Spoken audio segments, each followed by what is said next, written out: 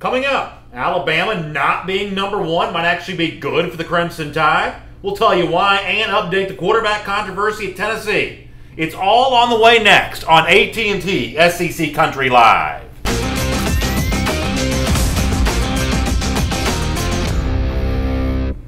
Hello everyone and welcome to AT&T SEC Country Live. That is Mike Johnson. My name is Brandon Adams. It's good to have you with us for an hour's worth of SEC talk here in our program. We'll have Mike Griffith coming up a little later on. About 40 minutes from right now, we'll get an update from him in Knoxville where the quarterback controversy that almost was spun out of control yesterday, I guess more reverberations for that today. We'll talk about all that with him coming up. There's never a dull moment mid-season in these SEC teams, and Tennessee was the target of a lot of speculation yesterday. We'll see if we can hammer it home today. Before we get into anything else, though, let me remind you that AT&T, a proud sponsor of SEC Country Live, AT&T, entertainment your way. Let's move on now to our first and 10. All the big news around the SEC today, including item number 1 on the list. And, you know, we've talked this week about Nick Saban's desire to stop getting so many compliments for his team. So much positive praise. He doesn't like that. He thinks that has the chance to be negative. In fact, if you missed it already this week, here is the very poignant description that Nick Saban gave to the kinds of compliments that his team's been getting. Take a listen. I'm trying to get our players to listen to me instead of listening to you guys. You know, all that stuff you write about how good we are and all that stuff they hear on ESPN, it's like poison. You know what I mean? It's like taking poison, like rat poison. All right, so I'm asking them, are you going to listen to me or are you going to listen to these guys about how good you are? So that's the question that Nick Saban asked. Are you going to listen to me? Are you going to listen to them? These compliments are like rat poison. Well, in the case of the media maybe not giving Saban what he wants, I thought that Christopher Walsh had a really interesting piece at SECCountry.com who suggested, as it just so happens, Saban's birthday, Halloween, October the 31st, the same day as the College Football Playoff releases its first ranking for this year. And what Walsh writes at SEC Country is, on October 31st, on Saban's 66th birthday, that first ranking does come out. Alabama may be number 1 in the current polls, but the committee could easily reward reigning champion Clemson with the number 1 spot there. Alabama should hope it does. I think this is a really interesting piece at SECCountry.com. I'd invite folks to check it out, and I guess I would ask you, do you think that Walsh has a good point here? That for a Alabama team, Nick Saban in particular, that thinks these compliments can be rat poison, Alabama not being ranked number 1 in a couple of weeks, does that actually help the Crimson Tide? Well, when I first read it, I kind of laughed at it. You know, as a former player, you kind of scoff at these things because a lot of times, obviously, rankings don't matter, especially this day and age with the College Football Playoff. But when I start weighing all those options, I think it is a good thing. I think it is beneficial. The first thing I'd say is that obviously for this Alabama program, this mentality where you have to have something to fight for is kind of a backup plan for Nick Saban. He's going to game plan. He's going to develop these players. They're going to try to play at the highest level. But as a sort of backup plan, he does try to get these tactics throughout the week and make these guys act like it's them against the world. It's hard to do that as the number 1 team. So I think that's what Christopher Walsh is trying to step out and say. You know, maybe you're not getting enough respect. Maybe you do need to play better. Everybody's still asking questions about you. You're not the number 1 team in the country. I understand where this comes from, and I understand the rhetoric, and I understand that a lot of people in the media are going to try to crown Alabama before the end of the season gets here. So I do think there is a little bit of that in me that says, you know what, go ahead and put Alabama at number 3, at number 4, move them down the list, because at the end of the season, if they win all the games they're supposed to, they're going to be where they need to be. Courtney Parrish in the comments section says that Nick Saban hates being number 1. At least early in the season, I think he probably does. Now, I know that Saban, like all coaches, dreams of being number 1 at the end of the year, but I think that Walsh actually brings up a pretty good point from that being number 1, living the burden of having that ranking before the season's done, is actually more negative than positive. Bobby J. Smith in the comment section also says that no one cares who's ranked number 1 this early in the season when these things come out in the first couple of weeks, but I don't necessarily think that's true. If Alabama's number 1, it won't care, but most teams being number 1 is kind of a big deal. Most fan bases would care about that, and I do think the opposite's also true here for Alabama. If it's not ranked number 1, you better believe that Saban would enjoy that. Saban would use that. Yeah. He's used so much already this season. The comment from the Vanderbilt defensive lineman, the perceived, hey, Ole Miss thinks they've got our number. He used that. He's trying to use the compliments and the media praise after the Texas A&M game. I would not put it past Saban to also try to use those playoff rankings in a couple of weeks if Alabama is not number one. Well, and I'm going to go an extra mile in this conversation. I'm going to say that it probably needs to be Clemson that is number one, because I think that goes a long way to reminding these players what happened in the last season. It was Clemson who knocked you off in the national title game, didn't allow you to really get to your goals, especially if you're Jalen Hurts. It's going to remind you of the game you played against Clemson last year where you go 11 of 30 and don't do the things probably necessary to get your team to win the championships. And so I love the notion of moving Alabama down in the polls, helping Alabama out, but I think it adds an extra benefit to it if it is Clemson's their number one spot. That means that people still believe Clemson a little bit better team than Alabama at this point, and they have a lot of kind of hurdles to kind of take over. Christopher G. Norris says, nobody cares. Let them play ball. We'll see what happens at the end of the year. Number 1 or 2 or number 6, it doesn't matter. Listen, one of the things that you're going to be paying close attention to with these playoff rankings this year is the relative parity that exists in college football right now, where you have a really good team in the ACC. You have at least 1 or 2 really good teams in the Big Ten. Right now, Washington looks like an elite team in the Pac-12. This is one of those years where if you start too low, now 6, as the commenter mentions, probably not too low, but if you start much below 6, you got to be really careful, because if you don't get the right combination of wins and losses from other teams, you may be on the outside looking in. This is one of those years with those week-to-week college football playoff rankings, I think are going to matter a lot more this year than maybe they have in the past. I agree, and specifically when you look around the SEC and the teams that are vying to get into that college football playoff picture from the SEC, I think that a team like Auburn needs Alabama to be ranked as highly as possible. I think that Georgia needs Alabama or Auburn to be ranked as highly as possible when they play. That makes their resume look that much better. Now, in terms of Alabama and Georgia, if they continue to win their games and win on out, they're going to be there at the end. That's not a question for a lot of people. But if Auburn is looking to get back in with that one loss that they had to Clemson, as high as Alabama and Georgia can possibly be ranked when they play, I think it's a better look for them. Have more Alabama coming up in our program. Item number 2 on our AT&T SEC Country Line First and 10 list. So there has been quarterback controversy at Tennessee this week. And it probably got started, frankly, by something that Butch Jones said earlier in the week. Pretty clearly, there was a change in the midst at Tennessee practice. One guy was apparently getting more of the actual physical reps during practice, and that guy is Jared Garantano, who's going to start on Saturday against South Carolina. But Butch Jones told us earlier in the week that the physical reps that Garantano were getting were not the only reps available during practice. Listen to this now infamous line from Tennessee coach Butch Jones. Well, the way we've always handled that situation is, the number 1 gets the bulk of the reps, but number 2 gets a lot of reps as well. And the reps are probably 60-40. So there's a lot that goes into that. I think it's also having a system, but like I told our quarterbacks, you don't have to get a physical rep to get a rep. You can get a leadership rep by having all the wideouts stand around you and going over your progression and going over what you're thinking. You can get a mental rep. Yes, so in our comment section, John Rosado said it's leadership reps versus rat poison. And that may be kind of the story of the SEC this week, and you can decide what side you're on when it comes to that. But whether it be leadership reps or actual physical reps, Garantano's got more of the reps that matter. And so yesterday we talked about some of those online rumors that Dormady was thinking about leaving school. Now, Dormady does practice yesterday afternoon. We'll talk to Mike Griffith about this coming up in just a few minutes. So Dormady's practicing, Garantano is starting, is all good and well in Knoxville now. I don't see how you can think it's all good and well right now. I mean, you're going through a quarterback change.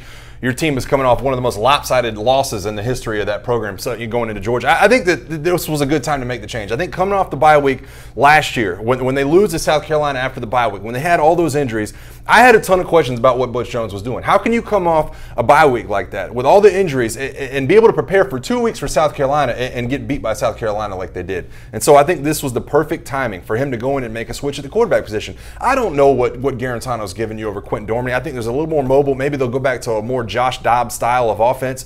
But I think his leadership has really played a big deal in this. I can't wait to get Mike Griffith's input on this because Garantano, we covered this back in July, he was more willing to open his mouth to the offensive players. Yeah. Quentin Dormady, one of those guys that kind of sat behind the scenes. And I think this was the perfect opportunity for Butch Jones to move in that direction. But here's the thing you got to bring up. While what you're saying is true, and I'm looking forward to talking to Mike Griffith about this later on myself, Garantano is also the guy seen on the sidelines against Georgia Tech, not really participating in anything. Right. That, if Garantano is only willing to be a leader when he's an available option to be starting quarterback, then how much of a leadership rep are you really giving at that point in time, or are you really getting? And that's the kind of thing, when Garantano was not on the field against Georgia Tech to start the season, this was a guy who seemed, at least on the sideline, to be kind of mentally checked out there. Yeah, I agree. And obviously that's something that plays into both of these guys because, you had the questions this week about Quentin Dormady. Butch Jones said yesterday might have been Quentin Dormady's best practice of the season. What does that tell you? That tells you he's more hungry now. Yeah. He understands that we have to win now. You have to go out and do everything you can at this point. And it shouldn't happen at week 6 in the season. It shouldn't happen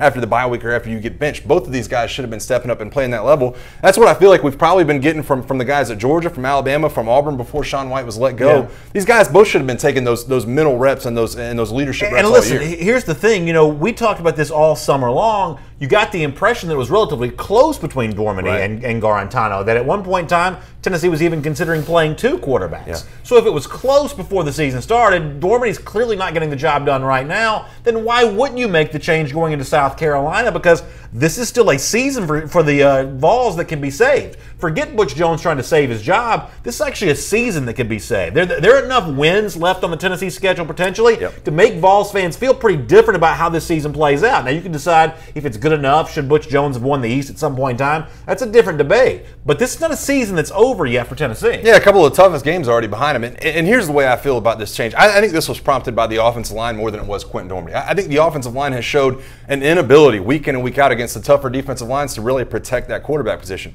Put a guy like Garantano in there. You can get a little bit more on the offensive. You can run downhill with that guy. He can run away from some of the trouble. Yeah, there is questions about his accuracy, his ability to make some of those decisions in the backfield to keep his team out of trouble. But he's going to have the ability to make plays. He can run around the backfield. He can escape some of these defensive linemen, and he can run downhill like Josh Jobs has in the past. When Butch Jones, let's be honest, was that his most success when Josh Jobs was playing like that? That's Mike Griffith. Mike Griffith. Mike Griffith's going to be here a little bit later on. That's Mike Johnson. My name is Brandon Adams. This is AT&T SEC Country Live. AT&T, a proud sponsor of SEC Country Live. AT&T Entertainment your way. Let me move on and look at item number 3 here on our first and 10 list on AT&T SEC Country Live, because there's an interesting conversation happening around Georgia right now, and it also happens to center on the quarterback position. One of the things that Kirby Smart was asked this week, a Georgia team for the most part that's rolling, even on offense. 50 rushing attempts last week against Vanderbilt, more than 400 yards on the ground, but when is the passing attack going to be more part of the offensive game plan? Is that going to be worked on some this week against Missouri? Well, Kirby Smart on Tuesday night answered back questions about that by saying this.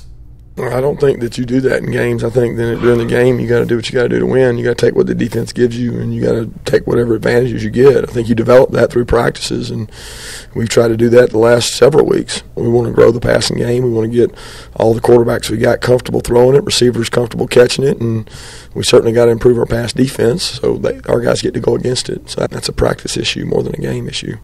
One of the reasons why that's being asked right now is because there's a way of looking at Georgia quarterback Jake Fromm's numbers that make it seem like he's not having a great year. He's only 13th in the SEC in passing yards per game. He's in the basically bottom, 90-something in the country in terms of total passing yards on the season. But, Mike, I also think that doesn't necessarily tell the full story of who Jake Fromm is as a quarterback. Can I give you a couple quick numbers right quick? Love to. If you move past the sort of old-school total passing yard stats and look more at an advanced stat like yards per attempt, what you actually see is a quarterback in Jake Fromm, even in limited opportunities, that's having a pretty good season. Here's a screen that we showed you on Dog Nation Daily today for the Georgia fans who may have been watching. Jake Fromm's yards per attempt, 8.8 this season. That's the 4th best number in the SEC, 19th best in the country, and a lot better than what Jacob Eason was doing during his freshman season of a year ago. Is that an example of a quarterback in Jake Fromm who might actually be having a better year than some people give him credit for? I don't think the game manager term should be as derogatory as most people think it is. I do think Jake Fromm is a game manager right now. And that's not a shot at what Jake Fromm does, because I think what he is asked to do is perfect for this football team. And we talked about it throughout August, and I felt the same way about Auburn. Neither one of these quarterbacks should be asked to go out and win football games. This should be about Nick Chubb. This should be about Sony Michel. And it has been. Nick Chubb is leading the SEC in rushing. I think if we're digging deep enough to say this is his yards per pass attempt, then we're probably getting into game manager territory. And that's not a knock on him. Like I said, we've talked about Jalen Hurts, his lack of downfield passing ability. He leads Jake Fromm in passing yardage. I just think it's a different way to attack. And Kirby Smart's offense has leaned on their defense and their running game to be successful. Let me give you one more number here, though. Fromm has actually gotten better since SEC play began. If you look at his yards per attempt during SEC games, you're talking about a guy that's 10.2 yards per attempt. kind of a combination of the efficiency to complete passes and the explosiveness to add yards to that. If he were able to maintain that for the full season, that 10.2 yards per attempt, he'd be best in the SEC, fourth best in the country. And the reason why you look at yards per attempt, I believe, is because it actually sort of whittles it down from the quarterbacks who've just been given more opportunities to throw versus the quarterbacks that when they have thrown, they've been effective. And I think the point about Fromm here, from my standpoint, is when he's been asked to throw, he's actually gotten the job done. He's not the kind of guy I think that Georgia ought to be afraid of. And late in the season, I think some of those numbers are actually going to show up for Fromm in a big way. Yeah, that's fair enough. That's fair enough. And we're still talking about when he's asked to throw and he hasn't been asked to throw a ton. Yeah. And like I said, I don't feel like the game manager thing is derogatory. I think when you have a successful program, when like Auburn, like Georgia is doing, like Alabama's done for the past 10 years, you're going to have these guys that please, hey, don't throw into double coverage. Yeah. Don't do anything crazy. Don't throw interceptions.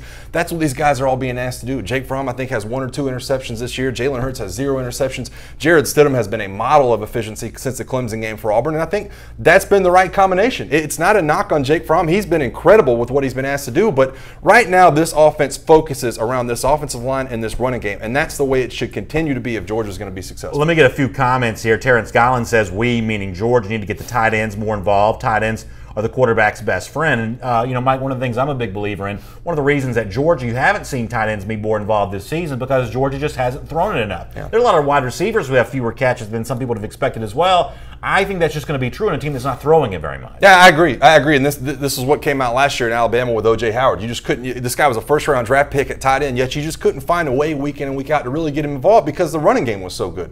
And that's what Georgia's going to continue to see. I think Isaac Nada is one of the best tight ends in the country. Every time you see him make flashes, he's got incredible hands, he's got great speed, and he can block. But that's just not the way the things have panned out. Kirby Smart mentioned it in that clip. You have to do the things on the weekend that win the football games. If that's throwing it to the tight end, then that's throwing it to the tight end. But a lot of times for Georgia this year, it hasn't been about throwing it to the tight end. It's about handing the ball off to Nick Chubb and Sonny Michel. I'll give Cliff Nelson in the comment section a lot of credit as well. He pointed out an important fact. Danny Etling, now Cliff's an LSU fan, Etling's actually higher on the yards per attempt measurement than Jake Fromm is right now. If you look at that number, Danny Etling's having a much better year than I've given him credit for, and probably a lot better year than some people would have expected, Cliff. That's a good point. Andre Smith also says, Georgia already getting respect. They're a great team, but they haven't played anybody like Auburn. I can't wait, WDE, meaning War Damn Eagle, but let's get this W in Baton Rouge first. Andre is right about that. That is potentially a collision course in November between two rivals.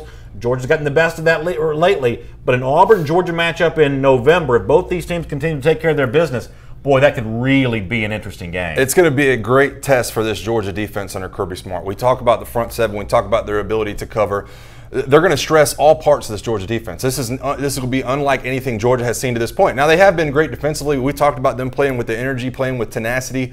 But when they get Auburn on that football field, Jarrett Stidham is one of those guys, and he is leading the league right now in yards per passing attempt at 9.68, I think. And so that's a guy who's going to be efficient. That running game is going to be good, too, at Auburn. By then, they might have both of those running backs healthy, and they're going to be tested all over the field for that Georgia defense. It's going to be up to, in my opinion, it's going to be up to Jake Fromm, maybe in that game, to come out of that game manager shell and make some throws to win it. Let me give you one more comment here on this subject. Michael Ward says against Auburn and Florida, Georgia's going to have to throw the ball a little bit to win, and that's one of the reasons why I think this is a relevant topic, because at some point in time, Georgia, who's had big leads now for a while, could be facing a deficit. We'll see how that quarterback and that passing game show up there in that spot. Item number 4 here on our AT&T SEC Country Live First and 10 list, leading into one of the games on Saturday that I think is going to be incredibly entertaining.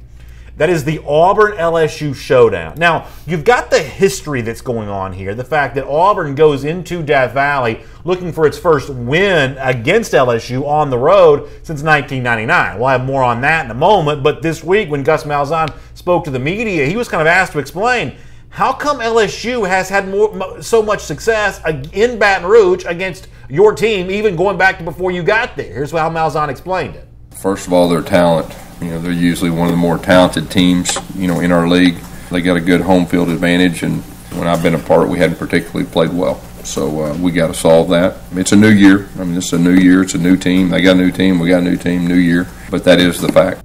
I don't think the history impacts this game on Saturday, although it is a little curious that Auburn hasn't won here since 1999. What's interesting to me, though, is for an Auburn team that's been on kind of a roll here the last few weeks, this LSU game for a while was looking easier and easier and easier. Auburn was getting better, LSU was looking worse, sort of the low point being the loss to Troy 2 weeks ago. But then LSU goes on the road and beats Florida last Saturday. So in Death Valley on Saturday, Should Auburn be afraid of LSU? Afraid is such a touchy subject. Afraid is a tough word.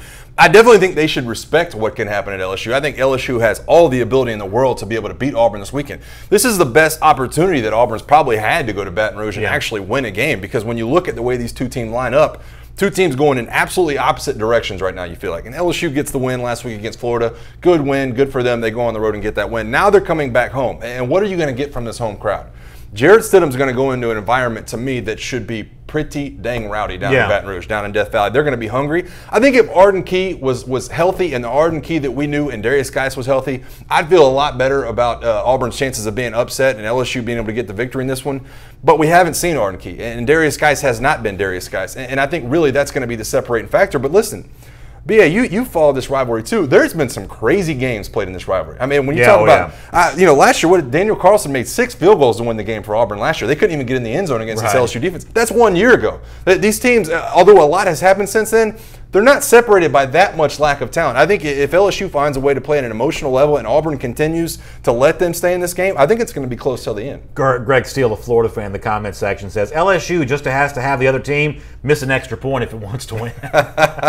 Still a little salty about the Florida game from Saturday. I understand that. But you said something a minute ago I'm a little bit surprised to hear. And I'm not saying you're wrong, but you said these are two teams that appear to be heading in the opposite directions. Before last Saturday, that definitely seemed true. Are you not pumping the brakes on that statement at all after the win against Florida? I'm not telling you it's the world's greatest win, but there's at least a part of me that wants to slow down on the LSU's heading 100 miles an hour in the wrong direction if it's still capable of going and winning a rivalry game at Florida. I agree with you to an extent, but let's be honest, Florida was a flawed football team all year. They've been a flawed football team since they played Michigan. They pulled off some flawed victories against their first couple of SEC opponents, and it came back to bite them last week. Some of the things they haven't done well, being able to develop Felipe Franks in that passing game, it nipped them in the butt last week. And so I still feel like LSU, even though they got that win, I still don't know what this program is overall. And you have the questions about some of the superstar players. I understand some of the D linemen are getting healthy, coming back. They looked a little bit more well-rounded last week. Danny Etling has been above average this year.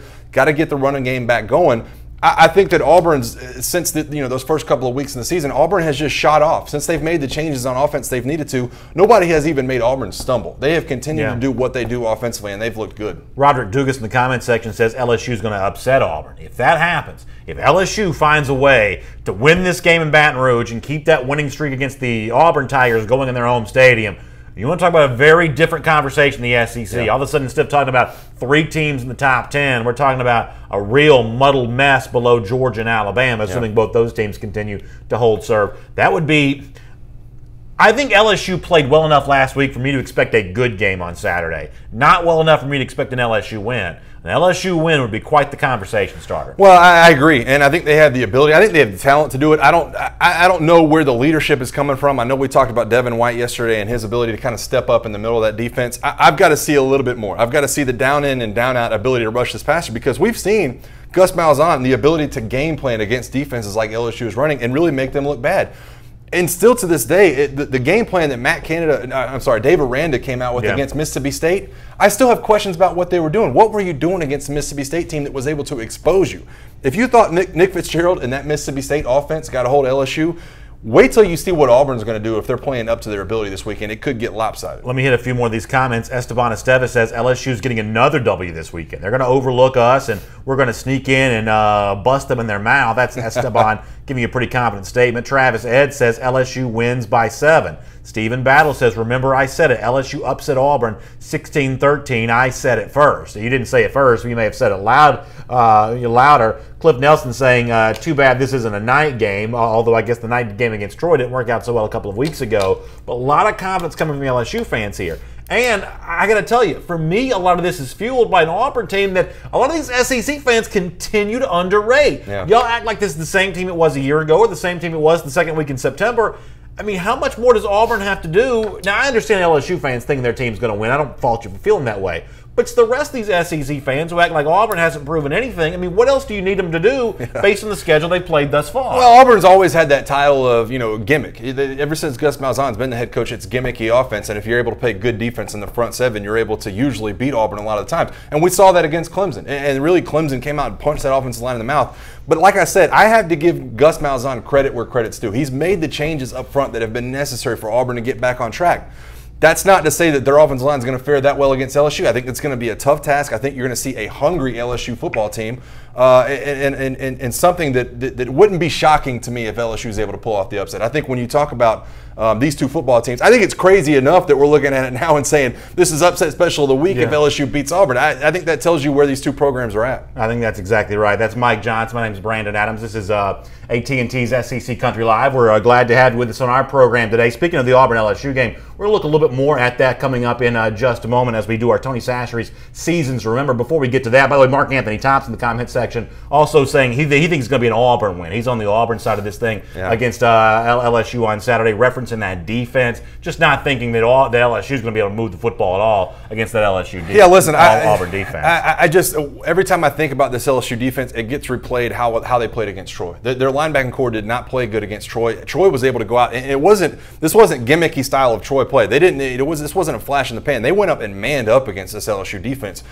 If Auburn is able to continue to do those things and they run the ball efficiently like they had the last couple of weeks, this should be Auburn's game to lose, no question. I'm going to do item number 5 on our AT&T SEC Country Live First and 10 list. One of the interesting stories here this week, I guess, has been Alabama running back Damian Harris, and something that he said to the media the other day that got a little bit of attention. And, well, Alabama had some fun with this. Harris said the thing that he has the most difficulty kind of doing without, from a food standpoint, one of the things that keeps him fit and trim on the football field is the fact that he got rid of the honey buns, took that out of his diet. Well, the Alabama video folks decided to have a little fun with that, and we figured we'd have a little fun with it too. Here's what Alabama football's response was to Damian Harris's remark about the honey buns. Take a look.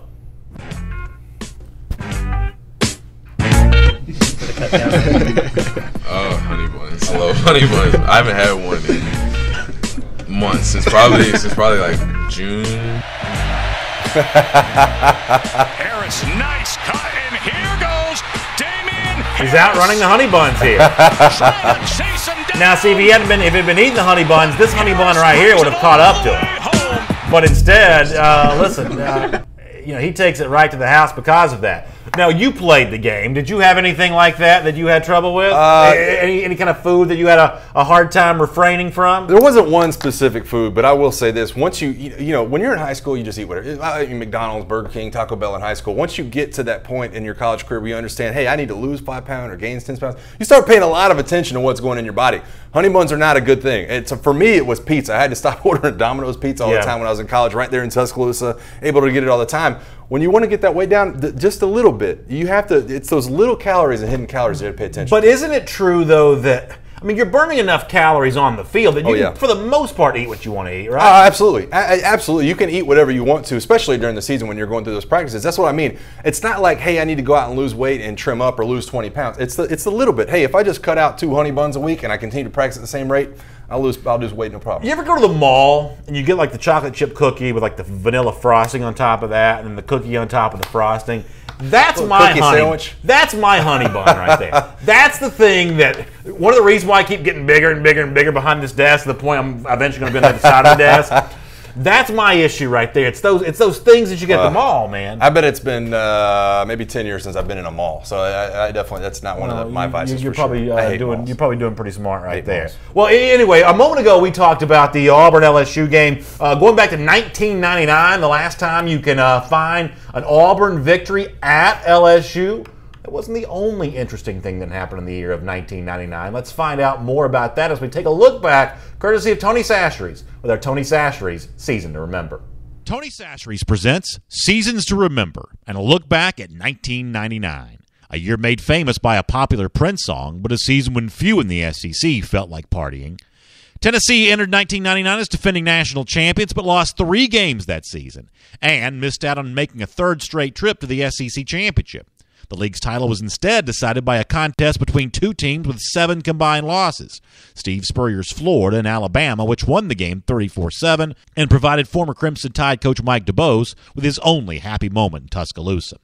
However, when SEC fans think back to 1999 now, they probably reflect on Auburn's 41-7 win at LSU, because that game stands as the last Auburn win in Baton Rouge.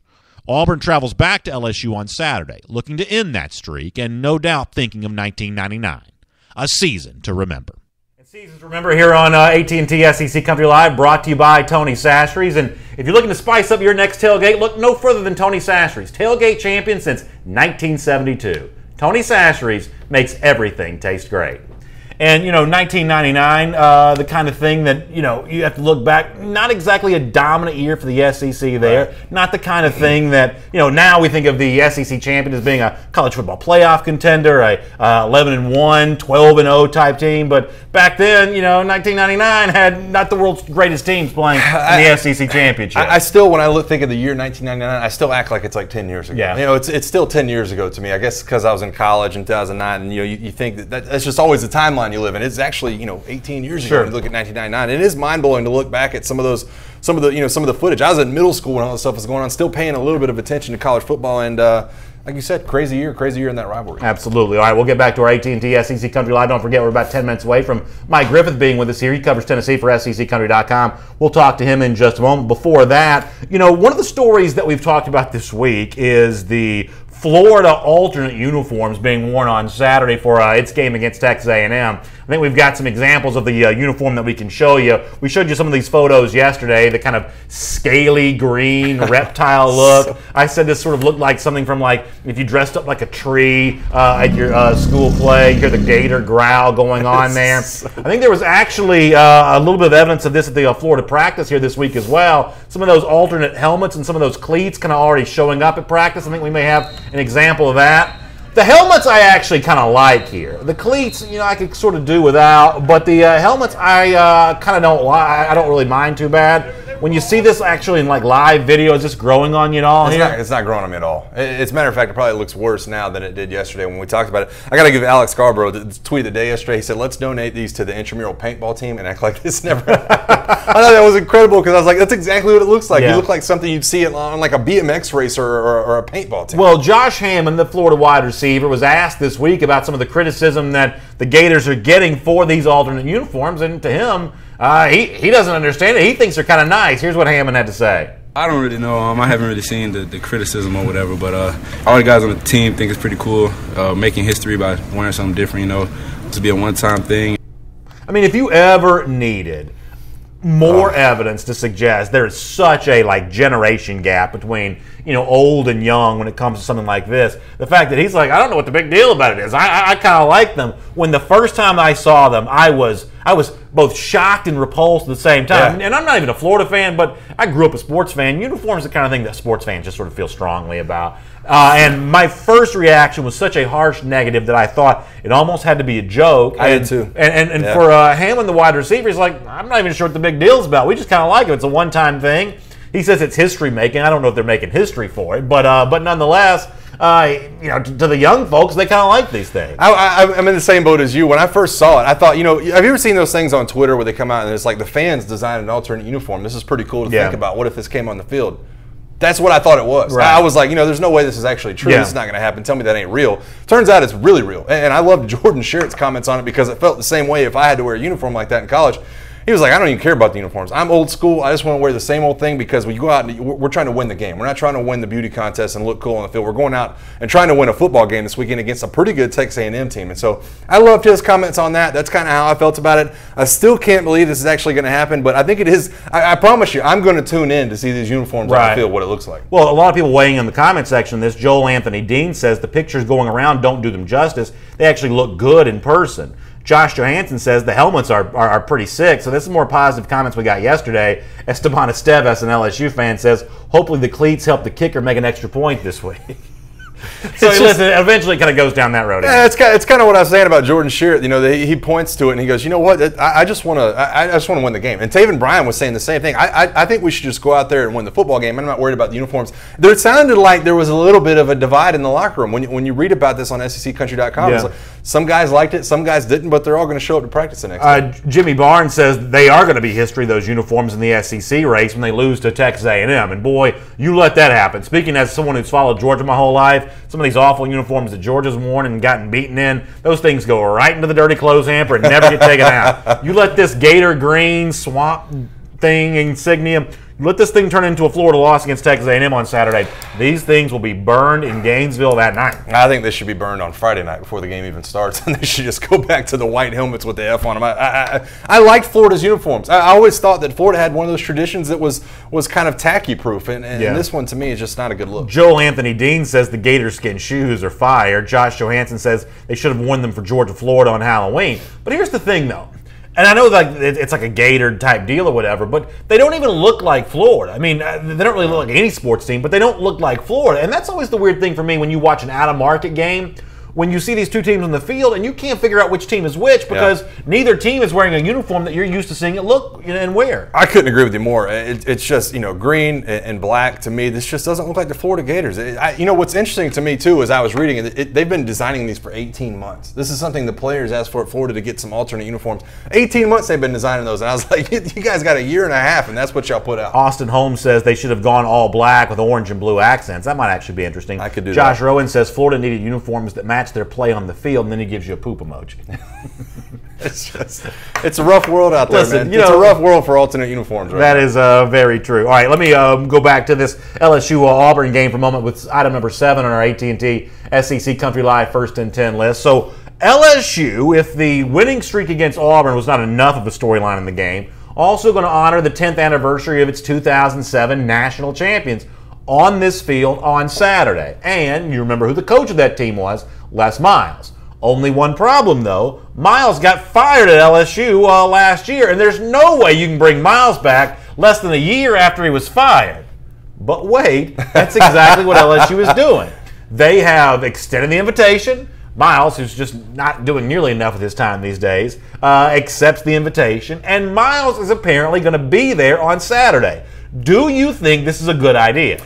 I don't. And more so than maybe any topic we've had on the show, I cannot wait to hear the fan reaction in the comment section on this one because, first of all, I think this makes Ed Orgeron in a bad spot. I think it really puts your head coach for LSU right now in a bad spot. Yeah, I think it does too. Because I think you're bringing a guy in who was wildly successful in at least part of his time there at LSU, and now his predecessor is not looking good, and you're going to trot him out on the field to celebrate a national championship for a team that has lost some games this year that they should not have lost. And I think that's going to be a tough spot to put Ed Orgeron in. I went to SEC Country to try to get kind of an opinion on how to feel about this. Nick Suss writes this column on here, and he's trying to make LSU fans feel better about what Miles did. Yeah. He names all these stats and facts that LSU fans should pay attention to when Les Miles comes out on the field this weekend. I don't know how they're going to react. Obviously, I would love to see a good ovation for Les Miles. I'm a Les Miles fan, but this puts Ed Orgeron in such a tough spot for me. Yeah, I completely agree with you on that. I do think that's a tough spot for him, and this is one of those reasons why on this show every day we take comments from the comment section, because the truth is, if LSU fans don't weigh in on this, I don't know how they're going to feel, because as you said, there was a point in time when Miles was having great success. But 2007, winning a national championship, the last SEC championship comes in 2011, that seems like such a long time ago that I actually don't know that Miles was even that popular at LSU when he left. So I'm not sure he gets a wild cheer. I'm not necessarily sure he gets booed, but his presence, if the game were to go wrong, makes things tougher for Ed Orgeron. I think this is one of those things where crowds have a tendency to sort of evolve quickly. Mob rule can kind of take over here, and the reaction to Miles, I think, could very much be colored by whatever the play on the field is like for LSU against Auburn. He'll be getting wild cheers if they're not playing well. He'll get, maybe a smattering of boos if LSU's doing better, or if the offense is stagnant, or, a lot on the field, I think, could determine what the reaction to Les Miles is, but it is just awkward. That's the only word I can come up with. Yeah, it's just awkward to bring him back less than a year after he got fired. It's almost like, what happened to Shane? What happened to the kind of thing where, like, hey, you know what? We could do this. It'd be quite the PR stunt, but this may not be a good idea to do right now. It feels like in the past people did that kind of stuff, but now it's like, either side, nobody's worried about the the blowback. Yeah, and I understand the predicament that LSU was probably in. They thought, man, the blowback on this, if we don't invite Les Miles to the 10-year reunion, it's going to be bad either way. But I go back to when we covered that Ed Orgeron radio show. Some of the calls he was getting last week on that radio show from fans that were really upset. I mean, he's lucky that they won the Florida game last week, because can you imagine had they lost all those games in a row and lost to Florida last week, and we're going to halftime down 3 touchdowns to Auburn this weekend, and Les Miles trots back out on the field? I just think this is such a tough spot. And I know that Joe Oliva probably had a hand in this somewhere and signed off on it, but I don't know, man. I don't know what to think if I'm Ed Orgeron and you're bringing back the guy that coached before me. All right, we'll have Mike Griffith in a moment. I got to get through some of these comments, though. John Giles says, fire Joe Oliva, hire Les Miles. I think he means for athletic director. James Crump says less is always more. Nicholas Goolsby says LSU is crazy. Get rid of less for more, winds up with less. Esteban Estevez says, I'd love for Les to be the athletic director. Tyler Mann says, Miles should be special advisor to Orgeron. Christopher Norris says, Miles a champion. On and on it goes. Somebody, John D. Giles, criticizing you, saying, tell that bearded charlatan to stop hating on Miles. Apparently, you're hating on Miles. Cliff Nelson says, Les will be cheered. Trust me, I'll admit, if this is true, if this is an accurate reflection, I had no idea that Miles was still this popular in LSU. If that be the case, what did he get fired for? Well, I think and by the way, essentially got fired 2 years in a row. It's because of what the football team looks like this year. That's why Les Miles has become, such a more prominent figure, because the football team hasn't come out and played like a lot of the fans thought they would under Ed Orgeron. I don't know where in that entire spill I talked bad about Les Miles. I love Les Miles. Maybe you weren't the bearded charlatan, but I'm certainly not. I don't even know what a charlatan is. Is that a word we can even say on here? I'm not even sure. But I don't have a beard, so you're the only one on the set with a beard. Maybe it's one of the commenters. Maybe that was a bearded charlatan. Maybe so. I love Les Miles. I've always loved Les Miles. I've defended him on the show multiple times. I just think it's an awkward look for Ed Orgeron this week. By the way, does anybody know what a charlatan even is? What is a charlatan? Getting a bunch of head shakes. That feels like something like Shakespeare would have said. Yeah. Beverly Hans Blackman brings up a good point. Says they're looking to get something for all that money. Maybe that's the case. He's if we're going to pay you all this money, we want you to make some personal appearances on our behalf. One more. Jake Higginbotham says Baton Rouge loves Les Miles still. I'll admit I did not know that. I didn't either. And I think it is interesting hearing the comments about special advisor to the head coach or coming back as the AD. Les Miles wants to be a head coach. That's the bottom line. Yeah. Les Miles wants to get back into coaching, and in my opinion, will be back in coaching next year, and he will be a very good coach wherever he lands. Absolutely. All right. Well, I don't know about that part. I agree with the first part. That was me just sort of. He hung up on the end of that. That's me just sort of half listening. Miles does want to coach again, but he's not going to be a good coach. He got turned down for the Purdue job. Les Miles, I've said this. He has an ability to get players to play at a higher level than they would with any other coach. He makes his players play hard, and a lot of times that's half the battle when you look at SEC football. All right, let me shift gears here. Knoxville, Tennessee is where we head. Mike Griffith covers the Tennessee Vols for SECCountry.com. And Mike, let me just start with a very basic question. A lot of rumors have come out of the program over the last few days. What exactly happened at Tennessee this week with this quarterback situation? Well, they had a 50-50 split of repetitions during the bye week. Butch Jones said it was an open competition, and a lot of people didn't believe that, but it was. So they split the reps last week, and on Tuesday when the depth chart came out, Jared Garantano had moved to the top of the depth chart, and then after Tuesday's practice, Butch Jones was ready to announce Jared as the starter today at the press conference. So were those physical reps that they split or leadership reps that they split? Yeah, I don't know. I guess physical and leadership reps, but Tennessee needs some leadership reps because that's been lacking on offense, and that's a lot of what Tennessee's been trying to stress to both Quentin Dormady and Jared Garantano. When you lose a 3-year starting quarterback and you've got to replace him with somebody who doesn't have a whole lot of experience, leadership is one of the things that you have to stress, and it's a real key in football. So that's where that term came from. So did Dormady leave the team or not? I mean, he was back at practice yesterday, but was he ever absent from Knoxville at any point, and was he ever seriously considering transferring? I don't know. He might have gone down the road to Lenore City to a Zaxby's or something, but he's still with the program. It's what you would expect. It's a junior quarterback, and if he gets passed up by a redshirt freshman and doesn't think that he can get the job back, then he's got to make a calculated move for his future if he believes he's going to play in the NFL. But, I'm not convinced that this thing's completely played out yet. I mean, it's the SEC, and you're always one snap away. I mean, just look at Georgia's situation. I didn't think we'd be talking about Jake Friels right now. I thought we'd all be talking about Jacob Eason, but apparently he's the second best guy in Georgia, and let's stay tuned and see what happens there if he doesn't get back in the starting lineup by the end of the year. Maybe he'll be transferred to Tennessee too. Wouldn't that be something? Mike, I'm glad you brought up the part about leaderships with the quarterback, because it seemed like all offseason when we were weighing these quarterbacks, we talked about what Dormady was and what Garantano was, and all along we talked about Garantano probably being the more vocal of the two. Dormady was just willing to take a back seat. How much did that play into Butch Jones' decision to kind of get some more leadership on the field, naming him the starter this week? Well, Mike, I think you bring up a good point, but I don't think that was it. I do think that that's a hidden benefit, is that Jarrett has more swag, he is more vocal.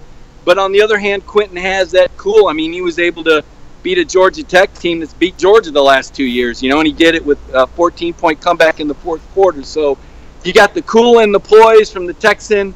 You got the swag and the assertiveness from the New Jersey redshirt freshman. But I think this quarterback decision was based more on the fact that Jarrett Garantano can extend plays with his feet. He can create a little bit. And, it's really not all Quentin Dormady's fault. If you look at the hand this guy was dealt, and, somebody bring out the violin and start playing it right now. But, here's a guy that's got to replace Josh Dobbs and Junior. Josh Malone goes pro, so you lose your best receiver. You got Juwan Jennings coming back. Everybody in Georgia knows who he is. But then he breaks his wrist in the opener. So now you've lost your top two receivers. Your senior receiver, Josh Smith, has hernia surgery, so he's not able to take part in the whole offseason. And that leaves you with a guy with 14 catches named Tyler Bird coming back, and he's been in the tank since the start of the season. Then you get some offensive linemen injured, so you're not able to have the live scrimmages that you planned on. And then you open up with a pretty tough schedule with Georgia Tech, and your first road game is at Florida on the road. I think, again, Georgia people certainly know how hard it is to beat Florida there. And your team drops passes, 14 passes, to the point where finally the coaches say, you know what? Quentin Dormady can spread the ball all around. We can call all the right plays. But I think the fact is Tennessee doesn't have 4 good receivers to put on the field at one time. So maybe they need to change the game plan up a little bit. You be the best point guard in the world, but if guys aren't hitting their shots, you're not going to be scoring assists. Mike, let me finish up with this. I thought you wrote a really good piece at SECCountry.com a few days ago where you kind of made the point of, if you put the Alabama game aside for Tennessee and just look at the other games left on the schedule, there are actually some opportunities for some wins there in a program that could actually save its season and potentially even save Butch Jones' job. But, if this team, were to make a push for a 9-3, 8-4 type season, are they good enough to do that right now? With the fights going on at practice and the rumors about the quarterbacks, does this team actually want to get that done? Does this team still want to save its own season? Yeah, well, you're asking me the same question Paul Feinbaum did earlier this week. I think you'll give me a chance to answer the question, though. And I'll say the same thing. I don't know. I mean, I told Feinbaum, and I'll tell you guys the same thing. I think we all have to wait and see what happens against South Carolina to see if Butch Jones still has control of the team, to see if the team still responds to Butch Jones.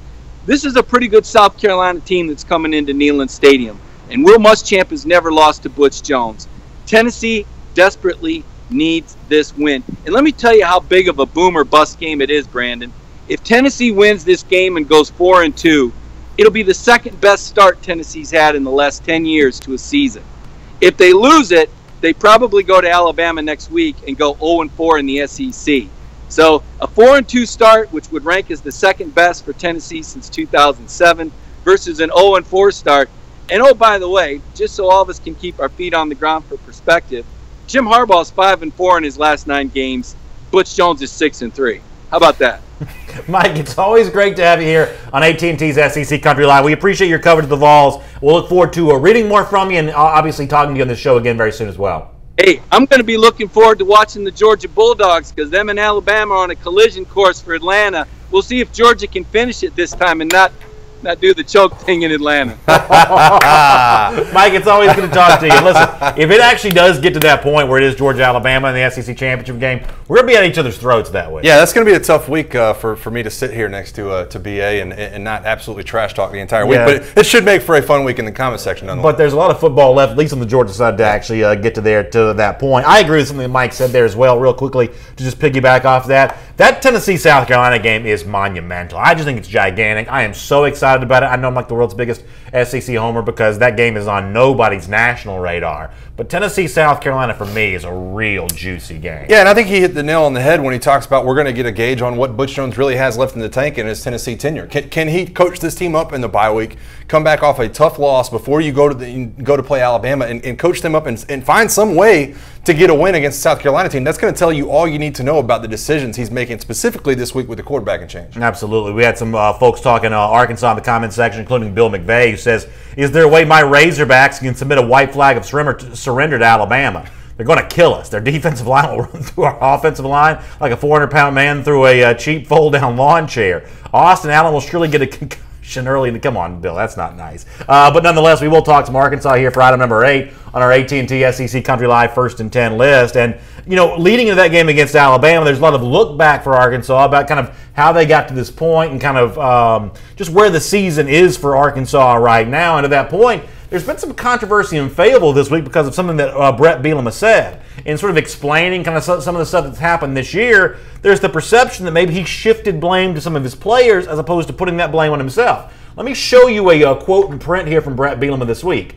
A coach is only going to be allowed to coach at a level of what his personnel is. That seems to sound like my players aren't good enough for us to win right now. That's not a good look coming from Bielema. There's always a chance that if you're in Fayetteville, that quote sounds a little different. But I know some Hogs fans were also bothered by this as well. Is that the kind of responsibility and ownership you want a coach taking of the problems that exist for his program at the moment? I don't think it's a good look at all. And obviously, I'm going to be on the side of the players. I'm not a coach. I've never been a coach. And so that's kind of where I'm angling my thoughts. But I just think a small tweak in what he said could have changed the overall outlook on how he was saying. And I think when you looked at what he said the players have not developed. If he could go back 3 or 4 years and maybe recruit 1 or 2 more guys, that maybe he'd be in a better position. I don't know why, if you're Brett Bielema, why would you not come out and say, I haven't done a good job of developing the players that we've got in this program. I don't know that that recruiting 1 or 2 more guys a couple years ago is going to help you out because you haven't done anything with the guys you've had on the offensive line. This is not a personnel issue for me. When I look at Brett Bielema's program, they've had different offensive lines 2 years ago, and the quarterback's been getting beat up ever since Brett Bielema has been at Arkansas. So how can you point to the players and say, oh, our guys haven't developed at a high level? This has been the problem for a couple of years. Back when Austin Allen's brother, Brennan Allen, was a quarterback, and he was getting hit too. So I think Brett Bielema needs to do a little bit of look in the mirror and saying, you know what, it's not that they haven't developed, I haven't developed them. Jason Scroggs in the comment section sounds like he agrees with you. A really good coach can get more than expected out of average players. That's kind of the point you're making. Johnny Lattimore makes a point, though, a little more closely aligned with what I'm thinking. Johnny says he recruited those players. And, Johnny, that for me is the issue. I know that you and I sometimes see recruiting a little differently. I understand that. But, Bielema came to the SEC looking to build an Alabama-like program or an LSU-like program. I mean, teams built around power running game and playing good defense. The problem is that Bielema is not the A-list level recruiter that Les Miles was or Nick Saban currently still is. You can't overwhelm people with strength and size and kind of that smash mouth, dominate the line of scrimmage football. You can't do that unless you've got players. So Bielema is telling the truth here. You can only be as good a coach as the personnel you're bringing in. But the fact that you're only bringing in deficient personnel is one of the reasons why I can't have you in Fayetteville, Arkansas. I got to have somebody that can go into Texas, that can sneak into Louisiana, that can take whatever talent there is in Arkansas every year and build something that's not a cheap imitation of Alabama or LSU, especially the old LSU, not a cheap imitation of that, but something that kind of stands on its own as a formidable foe. Copying Alabama's style of play is a waste of time unless you have Alabama's talent, because that style of play, that old game plan, especially the pre-Kiffin game plan in Alabama with 3-star players, is a recipe to go 6-6. I just disagree with that assertion that recruiting is that big of a deal. I think that you can be a good football team in the SEC without having these top-flight recruits. We've seen Dabo Swinney develop at a completely different level than most other teams. He's not, it's not the perennial #1 teams that he's bringing in, and he's able to beat Alabama last year. I'll point to the same thing about Georgia. They do have some freshmen that are contributing at Georgia, but by no means are one of those guys that are freshmen that came in that top-ranked class. Do you really feel like, hey, this is the guy that changed the program? I think that Kirby Smart's just done a better job of getting more out of his players than maybe Mark Richt did, and maybe even than he did himself last year. So I think there is something to it. I think obviously if you have more talent, you're going to have a better football team in a lot of times, but I can't sit here and say that's the reason Brett Bielema hasn't been very good. I think he's had talented football players in there. He just hasn't gotten them to play to another level. And I think he's got to start looking himself in the mirror for that. I think he's got to find a way to get these players that are involved in his program to play at a level that can make this team serviceable. Because right now they look all out of sorts, and I think he needs to blame himself rather than blaming these players not developing. You mentioned Georgia a moment ago. One of the things that I think continues to still haunt Arkansas a little bit is Sam Pittman, the offensive line coach, now at Athens, and he's gotten a lot out of a really good freshman this year in Andrew Thomas and developed some other players into being better players they probably were a year ago. That Arkansas offensive line, despite the fact there have been some pretty good names. Frank Ragnow right now, a respected name. Dan Skipper last year, a respected name. But despite those kind of star offensive linemen the last couple of years, this Hogs unit overall has been terrible. Well, and they've had star offensive linemen for as long as I can remember. I mean, I came out with a guy named Mitch Petrus, who was a good player, played in the league for a few years. They've always had the big men up front. Jose Valdez. I mean, you can name the players going back in that program that have been a good offensive lineman, but you never saw them look like they have this year. And I think that Brett Bielema, it's been a slow decline in offensive line play for the last few years. That's why I point to the fact that Brett Bielema says, hey, if I could have signed a couple of more guys maybe 2 or 3 years ago, maybe I would have done that and we would have been better off. You haven't developed the guys you have. So what makes you think bringing in 2 other random guys that you don't even know the name of would have made y'all a better football team? Do well with what you have on the roster right now. That's Mike Johnson. My name is Brandon Adams. It's AT&T's SEC Country Live. AT&T, proud sponsor of SEC Country Live. AT&T, entertainment your way. Let's move on here and do item number 9 on our AT&T SEC Country Live First and 10 list. And I thought that ESPN.com had a really interesting sort of survey of college football, looking at the top 25 and taking a look at the most important player on each of those top 25 teams. And for 2 of the SEC teams, it was both quarterbacks that got mentioned. Let me start here with Alabama, who Alex Scarborough, writing this particular piece for ESPN, says that Jalen Hurts, the Bama quarterback, is the most important player for the Crimson Tide right now. And here's what Scarborough said about Jalen Hurts. I want to read this to you. Some points, Hurts is going to be put in a position where he has to throw the football. Hasn't come yet due to the nature of Alabama's lopsided wins, but the sophomore quarterback will have to show his improvement as a passer to help the Crimson Tide reach the college football playoff. That's Jalen Hurts, according to ESPN, the most important player on the team. Very similar description of Auburn's most important player, once again according to ESPN, quarterback Jarrett Stidham. Here is Scarborough once again writing for ESPN about Stidham. It's no surprise that Auburn's offensive resurgence is a result of a strong running game, very much like Alabama, but for Auburn it's Kerryon Johnson leading the way. He's got 12 touchdowns in 3 games, but against better defenses, Stidham's going to be tested and has to come through. So really interesting side-by-side comparison here. Yep. 2 Iron Bowl rivals, both who've used the running game thus far this year, but both are going to have to lean on quarterbacks to take a good team into a championship team.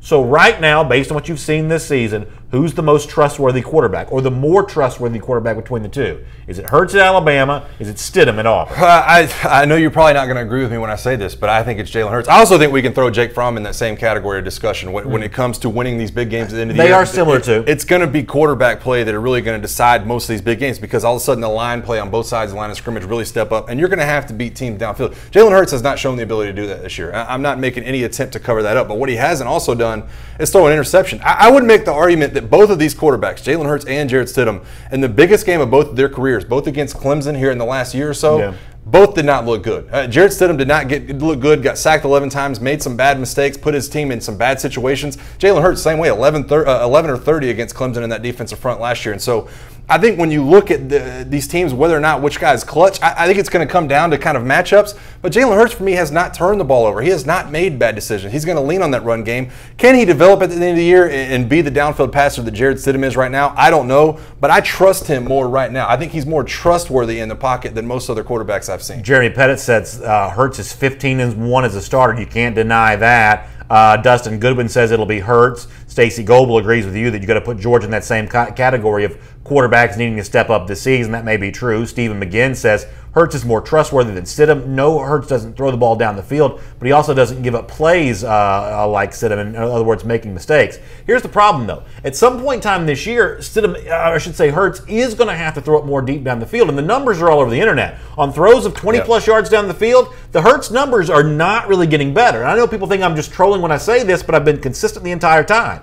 I think Hurts is going to cost Alabama the national championship, and I think that Stidham is the reason why Auburn's going to win the SEC West. Yeah, I definitely think there's an argument. And let me see if I can break this down a little bit farther because I wrote this down on my paper. If you're asking me who I trust more not to screw up, it's Jalen Hurts. If you're asking me who's going to go out and win the game with their arm at the end of the year, I got to give it to Jarrett Stidham at that point because I just don't think that's what Jalen Hurts' game. And he's missed some of the throws the last couple of weeks that you felt like he should have been connecting on. Robert Foster and Calvin Ridley and some of the other wide receivers on the team that you feel like is a pretty good wide receiver core just haven't been able to connect for whatever reason. Some of the throws have been low. Sometimes they've been drops by the wide receiver, but they have not shown the ability. You're right.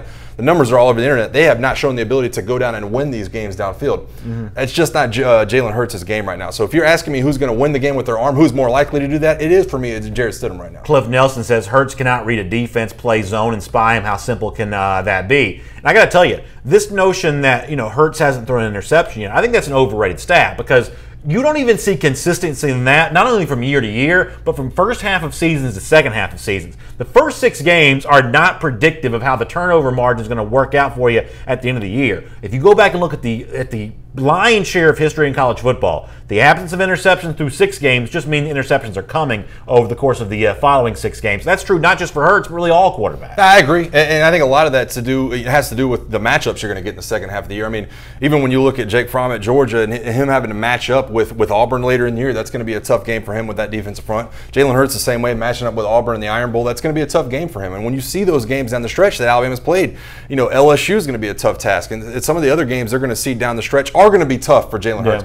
They definitely have to get better in the passing game. I'm not masking that at all. I'm not trying to tell you that they are good downfield right now, because they're not. And it is going to come back to bite them at some point if they don't get better doing it. Andre Kingston says if Hurts not throwing the ball, how can he throw an interception? Andre, I think the issue there is, as you know, at some point in time, Hurts may just have to throw it a little bit more than he has. Item number 10 on our AT&T SEC Country Live First and 10 list. You brought this up to me the other day, and we got Hannah in the room with us. She's an Ole Miss grad. I'm wondering what she thinks about this. So Ross Bjork, the Ole Miss athletic director, is inviting all the old Ole Miss players to kind of come in for a meeting. We saw Bjork put this out on Twitter the other day. Here's the invitation. You're invited Friday, October the 27th.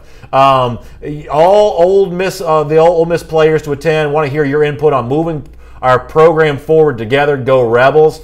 Is this a good idea? This seems like a very unusual step for a program to take. It just looks to me like a publicity stunt for Rob York. I mean, that's really what it comes off to me. I understand that you wanting to get your players' input and wanting to say, hey, what do you see in this program? Who would you like to see as a head coach? Are you okay with us trying to hire Bobby Petrino? No, I'm just kidding about that. No, but I think that's what he's doing. I think he's trying to gauge this. I think he's trying to make himself look better and possibly save his own job, because there's been a ton of questions about him at the helm as the AD. Why not bring these old players in? The players that are doing radio interviews and are involved in media and are in the NFL and are involved in their communities outside of Ole Miss, and say, this is what I'm trying to get done. What do you think about it? And now go spread the word that I'm actually doing my job as the AD. But let me keep it real here for 1 second on one thing. Not every Ole Miss player got paid. And a lot of them probably pretty jealous about that, because a lot of them probably thought, I was a pretty good player. Why is this guy getting 15 grand and a car for his family to drive? I wasn't getting anything. You better believe there's some bad blood about that. And not to mention, if you just want to be honest here, why is the coach having a lot more fun than the players are? Yeah. Or at least some of the players probably were. There's probably some upset, stuff about that as well. Like, this may actually be a semi-uncomfortable conversation if you're actually there for it. I agree. I hope that there's a camera in the room for when this meeting actually takes place. And I also want to know who's going to be there. I mean, is Archie Manning and Eli going to walk through the door to this thing? Or, who are we going to see that's going to show up as players that want to attend this thing? The Kim Dichie brothers show up. That's also a little different conversation. Yeah, who are we getting out of this meeting, and what's actually going to happen? I think it's going to be interesting to see the feedback from the players afterwards at what exactly Ross Bjork said and what exactly the message was that he was trying to get out to the players, because that's what I think this is. I think he's inviting them to say, we want to get your input, but I think he's trying to find some medium to get out a message to everybody. All right, don't forget AT&T is a proud sponsor of SEC Country Live, AT&T Entertainment your way. And speaking of AT&T, let's do our AT&T look ahead right now and look ahead to some of these big national games this weekend. Now, one of the reasons why we do this each and every week here on AT&T SEC Country Live is because I think this national landscape is starting to take shape, and I think this debate about the college football playoff rankings in a couple of weeks is going to be pretty hot for a few SEC schools. So here's how it can kind of shake out over the course of the next few days, including, by the way, make a note of this, 2 pretty good games on Friday. Clemson plays on Friday at Syracuse. Washington State plays late on Friday at Cal. Wazoo's a team you got to think about. Clemson's obviously the defending national champion. Then moving into Saturday, not a great slate of top 10 games, but please notice that all these games are on the road. TCU is at Kansas State, tough place to play. Ohio State at Nebraska. I would imagine Cornhuskers fans make some noise there. And Washington, of course, they won't like this. I know that Chris Peterson's complained. Another late game, but this time at Arizona State against Sparky there. So a lot of top 10 teams on the road on Saturday. A couple top 10 teams playing on Friday. I'm not telling you that's a great slate, but there is the opportunity for a little bit of turmoil. Well, I think when I look at this, what I see is you probably have 2 conferences in the Pac-12 and the Big 12 that are really nervous about some of these road games. Washington State and TCU really are shaping up to need to be one of the torchbearers for both of these conferences if they're going to get a sniff at the college football playoff. Both going into tough road games this weekend. So I know that the Pac-12 and the Big 12 are sitting there holding their breath going, please let these teams win these games on the road as top 10 opponents. I think it's a really good point. TCU, after the win against West Virginia, they look to be rolling, but Kansas State's a place where dreams have died in the past. All right, that's Mike Johnson. My name's Brandon Adams. Thanks for being here this day on AT&T's SEC Country Live. We close out our show each and every day the same way, much like Tennessee coach Butch Jones looks for champions of life. Well, we look for him here on our program too. And today, I don't quite know how to explain this. Alabama tweets this out as a way of marketing homecoming, but where does this video originate from? I still can't figure this out. Nick Saban on a scooter, like you've never seen him before. Watch this. We'll show it to you a few times. There's Saban spinning out. Now, this actually may be a full-size SUV, to Saban. He's not the biggest guy in the world. But nonetheless, when did Saban get on a scooter? I have no idea. I've been trying to get some background on this video since I saw it. Somebody put out a video with all the Mario Kart bananas and everything, and had that's Saban. Good. And that's good. I don't know what the marketing ploy was this for. I think it's a small indication for everybody outside the program to look at Nick Saban and understand this guy is human. He's not a robot. He definitely. I knew you were going to say this. I know. I knew you were going to say this because I think it's interesting. Anytime a video like that is put out, the blowback and they're like, oh my God. Saban had more fun in that 3 seconds than he had in the previous 3 years. I agree with you. I agree. He probably did. He's probably been working those previous 3 years. This is all the fun that Saban can stand right here. And halfway through it, he's already thinking about his process. It's a small window into Nick Saban. I love it. A very small window. That's all you need for Saban, luckily. Yeah. Just a nice small window. You can fit everything in there. That's Mike Johnson. I'm Brandon Adams. Subscribe to the podcast on iTunes. Share the show with your friends on Facebook. We'll see you tomorrow at 3 p.m. Eastern Time for another episode of AT&T SEC Country Live.